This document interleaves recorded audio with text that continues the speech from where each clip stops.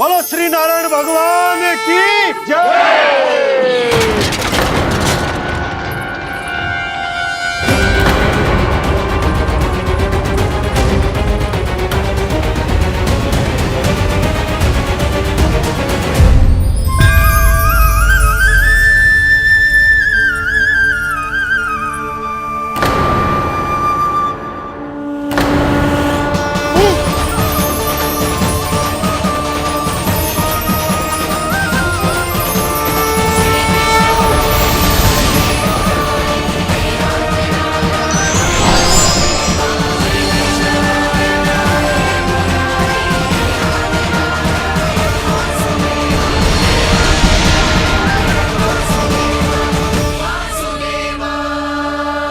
प्रभु,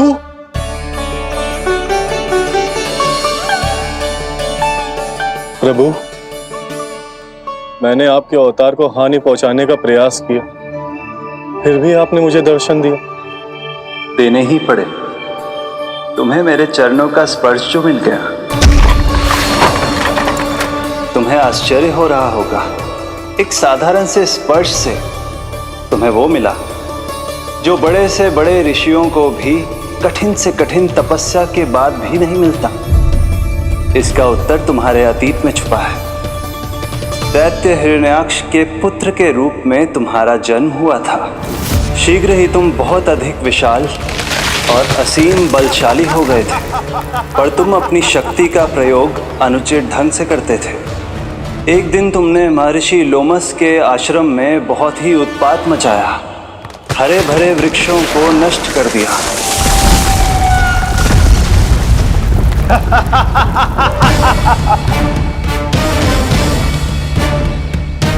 देख क्या रहे हो ऋषिवर? ये विशाल वृक्ष भी मेरे इस विराट तन के आगे कुछ भी नहीं है। जिसे स्वयं अर्जित तक नहीं किया, उस तन पर इतना अभिमान। तो सुन ले, जिनसे तेरा तन बना है, उन्हीं पंच तत्वों में इसी क्षण ये विलीन हो जाएगा। ये मेरा श्राप है तुझे, मेरा श्राप है तुझे।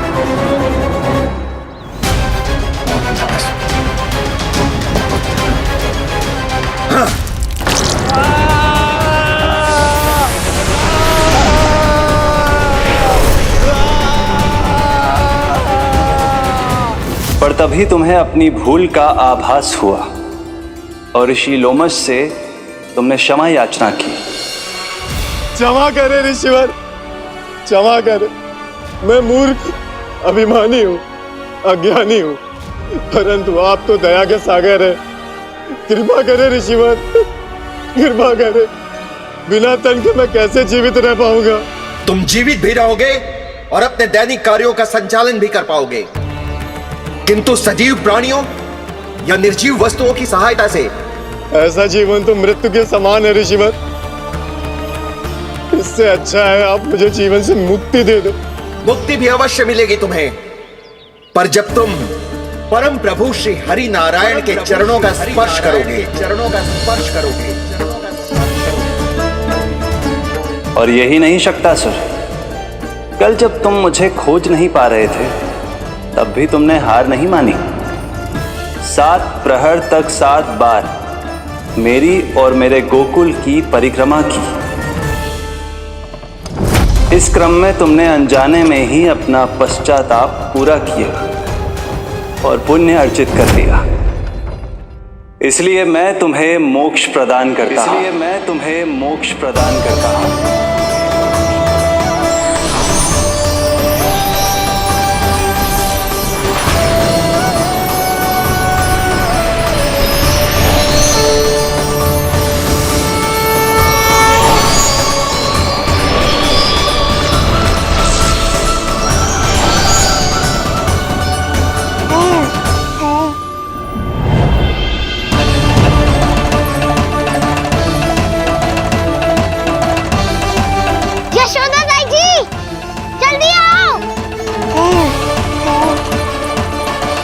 नीलमणि, मेरा लल्ला।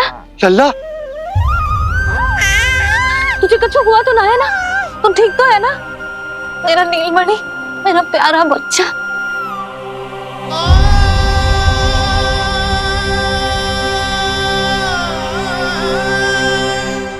भोला बंसी, ये सब क्या है?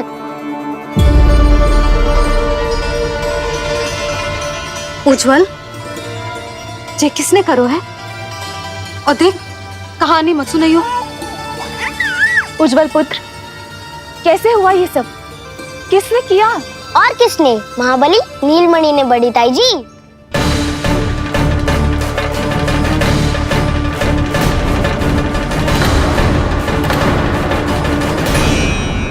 जी क्या बोल रहे हो? सच्ची सच्ची बता। लो, फिर फंस गया उज्जवल। मैं सच्ची कह रहा हूँ। अचानक तीव्र वेग से वायु चली। फिर ऐसे लगो जैसे कोई भूकंप आ रहा है। और फिर जब मैंने देखा तो ये सकट अपने आप हिल रही थी, खड़खड़ खड़खड़ खड़खड़ खड़खड़। फिर मैंने साहस दिखाया और उस सकट को रोकने का प्रयास करो, पर सकट ना रुको। जे हिले ही जा रहा था, खड़खड़ खड़खड़ खड़खड़ खड़खड़ खड़खड़ खड़खड़। और फिर ऐसे ही हिलते हुए अचानक से आगे बढ़कर सीधा नीलमणि के ऊपर चला आए हो। और फिर सकट भी हिल रहा था, खड़खड़ खड़खड़, और सकट का सामान भी हिल रहा था, थरथर थरथर। ऐसा लगो जैसे सकट नीलमणि को कुचलने को।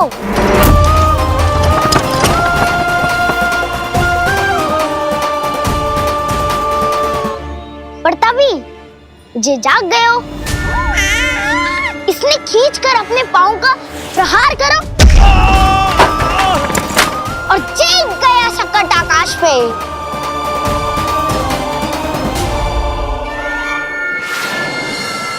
और फिर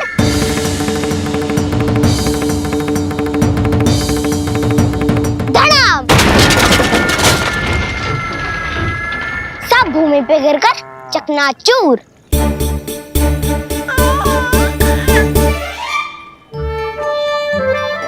मैं सच्ची कह रहा हूँ ताई जी, नीलमणि के पैर का स्पर्श होते ही वो सकट ऐसे वायु में उड़ी जैसे कोई फूल।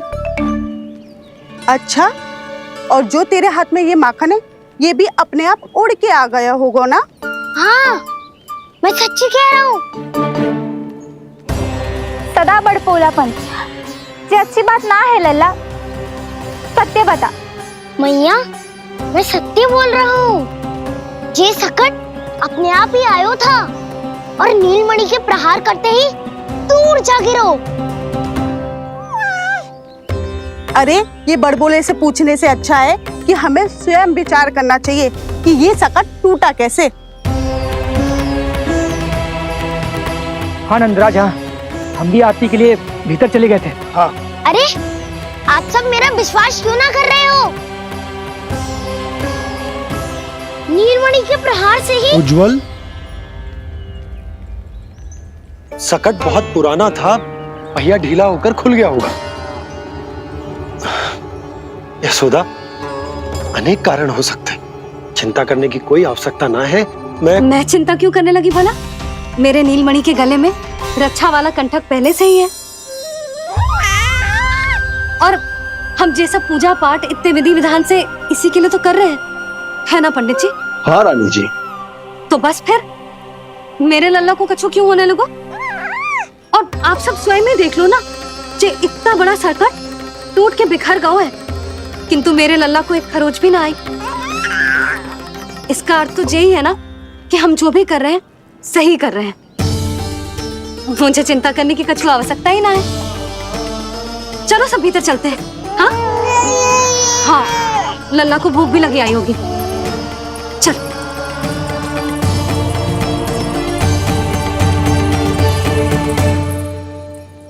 नंदराज जी, अब हमें भी आज्ञा दीजिए। प्रणाम पंडित जी। ध्यान कहाँ था तुम दोनों का? और अधिक सावधान रहने की आवश्यकता थी ना? क्षमा कीजिए नंदराज।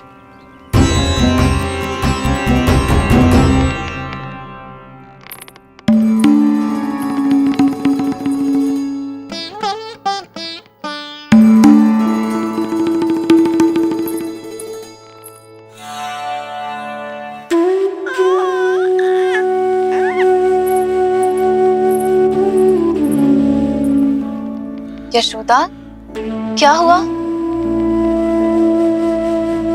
बोलो ना, क्या सोच रही हो? मुझे बहुत चिंता हो रही है जीजी। मेरे लल्ला के साथ कुछ ना कुछ दुर्घटना होती रहती है।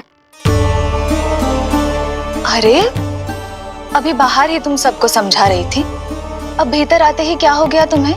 बाहर समझाने वाली मैं ना थी जीजी, वो तो गोकुल की रानी जसोदा थी। किंतु भीतर से मैं अपने नीलमणि की मैया हूँ, बस। और एक मैया को कितनी चिंता होती है, इसे आपसे अधिक कौन जान सकता है। बहुत बड़ा धक्का लगा है मैया को इस घटना से। अब तो ये मेरी रक्षा के लिए और भी अधिक चिंतित हो जाएंगी।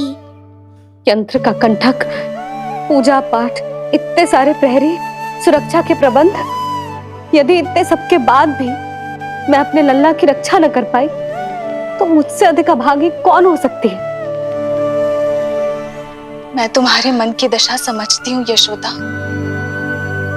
इसी चिंता के कारण ही तो मैंने आज तक अपने पुत्र को छुपा कर रखा है। मैं जानती हूँ जीजी, मैं समझती हूँ। मैंने तो नीलमणि के लिए इतने सारे संस्कार भी करो है, पूजा पाठ की है, किंतु मैंने तो आज तक अपने पुत्र का एक भी संस्कार नहीं किया है। आंसू पोंछ लीजिए बड़ी माँ, शीघ्र ही सब कुछ ठीक हो जाएगा। जब मैंने उसे जन्म दिया, उसके बाद से आज तक न उसे घर के बाहर लाई हूँ, न कोई संस्कार किया है। मैं तो उसका नामकरण भी नहीं करवा पाई हूँ यशोदा। उसके जन्म के समय स्वामी ने यह संदेश भिजवाया था कि उस कंस को हमारे पुत्र के बारे में तनिक भी भनक नहीं पड़नी चाहिए। तब से आज तक भय के छाव में जीती आई हूँ कि वो कंस कहीं हमारे पुत्र को भी ना मार दे, जैसे देवकी के सारे संतानों को मार दिया है। ये आशंका कभी सत्य नहीं होगी बड़ी माँ, मैं हूँ ना। माँ अपनी संतान के मन की बात बिना कहे ही समझ जाती है। आप भी समझ जाओ ना मैया।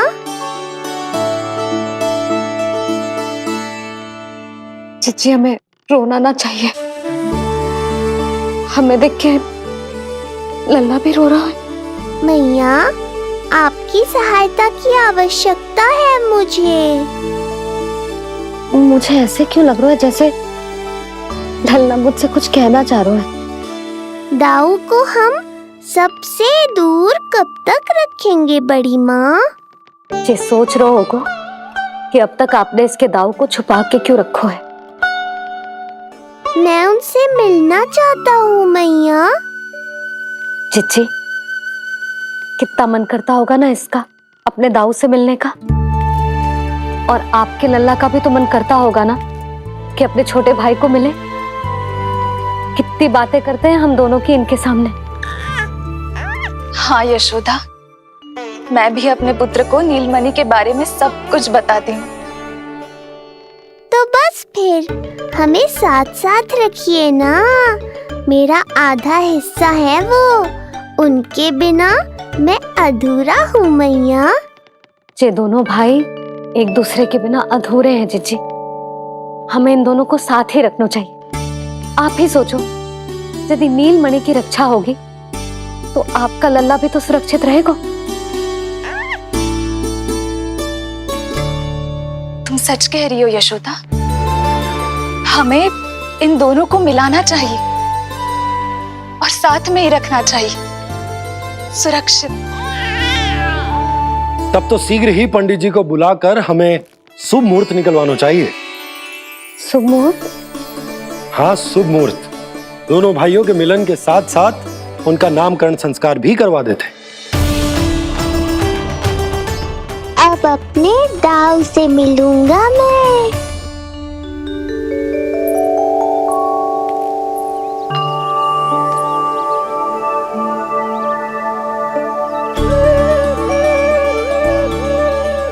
ऋषिवर के दिव्य आभा के कारण ये वातावरण कितना शुद्ध, कितना पवित्र लग रहा है ना।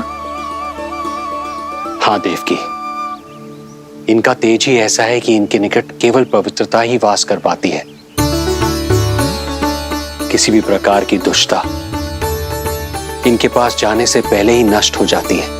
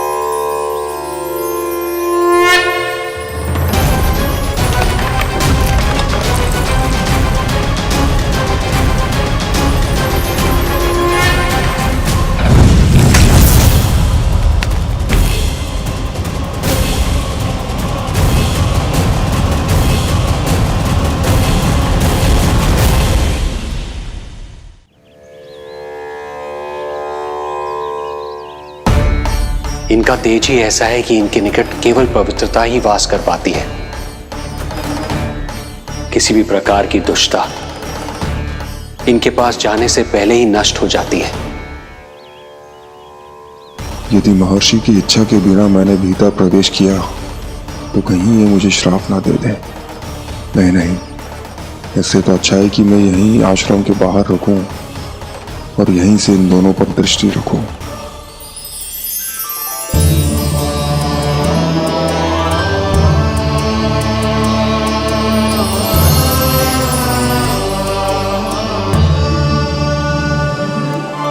आपके आने का आभास हो गया था राजन। गुरुदेव, जो संतानें हमने खो दी है उनका श्राद्ध करवाने की विनती लेकर हम आपके पास आए हैं। आपका आना व्यर्थ नहीं जाएगा राजन, परंतु मुझे आभास हो रहा है श्राद्ध कर्म इस भेंट का एकमात्र कारण नहीं है।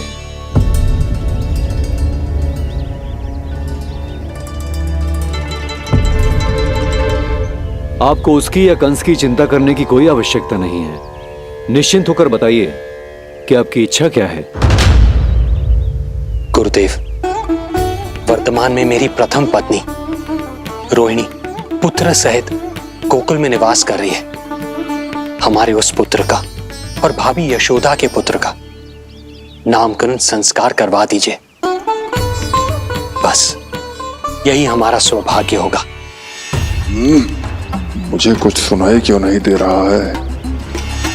देवी रोहिणी से उत्पन्न आपका पुत्र यादव कुल का राजकुमार है और यादवों का गुरु होने के नाते उसका संस्कार कराना हमारा कर्तव्य है। परंतु यशोदा पुत्र का नामकरण वो आप मुझसे क्यों करवाना चाहते हैं?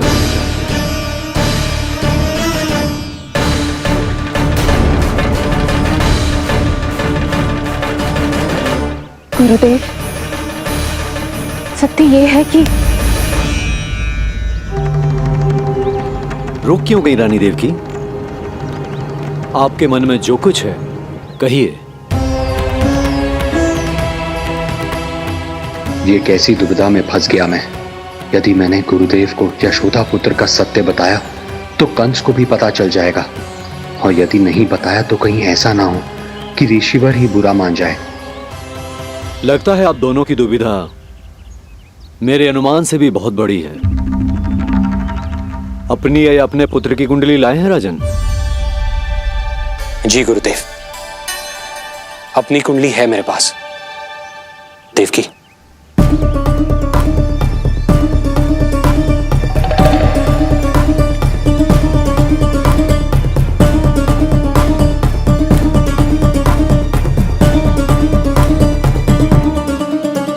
जो रहस्य आप नहीं बता पा रहे हैं राजन, वो ये कुंडली बताएगी।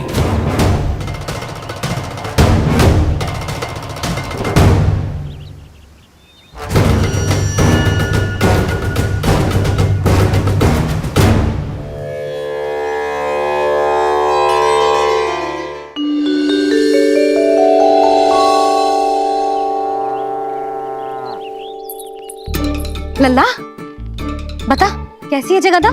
मैया को हो क्या गया है आज? देख सही सही बताइयो।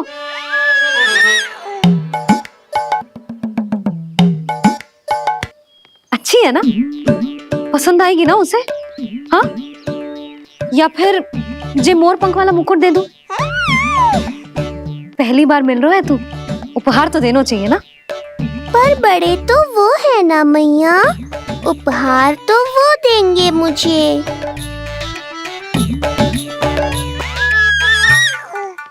ना ना, मोर पंख वाला मुकुट तो मेरे लल्ला का है ना, जे ना दे सकते। तेरे जैसा कोई कंठक या चांदी वाला कड़ा दे दूं? हाँ? इस मिलन के लिए मुझसे अधिक उतावली तो मैया है।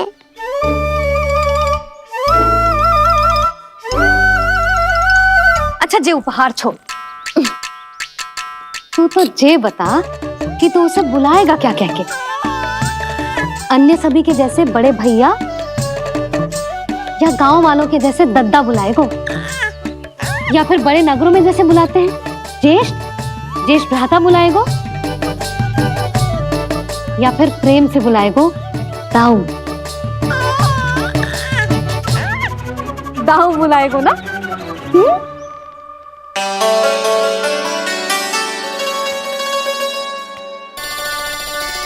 सुनो आपने, हमारे लल्ला ने निर्णय ले लियो, ये अपने भैया को दाऊ कहकर बुलाएगो।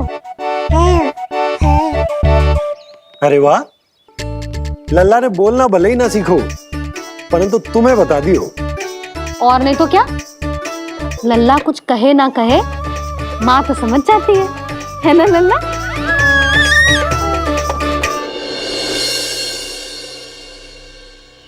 और इसने दाऊ वाली बात पे हाँ भी की है। हाँ हाँ तो सदानंद जी ने भी कर दी है। लो मैं तो भूल ही गई, क्या कही पंडित जी ने? बता तो हूं ना यशोदा, बाहर से आया हूँ, हाथ पैर तो धो लूं। हाँ जी लो। अब बताओ कब का मुहूर्त निकालो है? तनिक हाथ मुंह पूछ लूं। अब बताओ क्या कही उन्होंने? यशोदा थक गए हूँ, तनिक सांस तो लेने दो। बाहर से आया हूँ, जल न पूछोगी?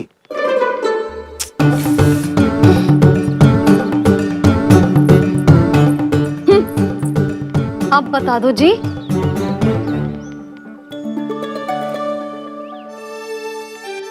बाबा अब बता भी दो, नहीं तो खेल खेल में खेल हो जाएगा। हाँ बताओ।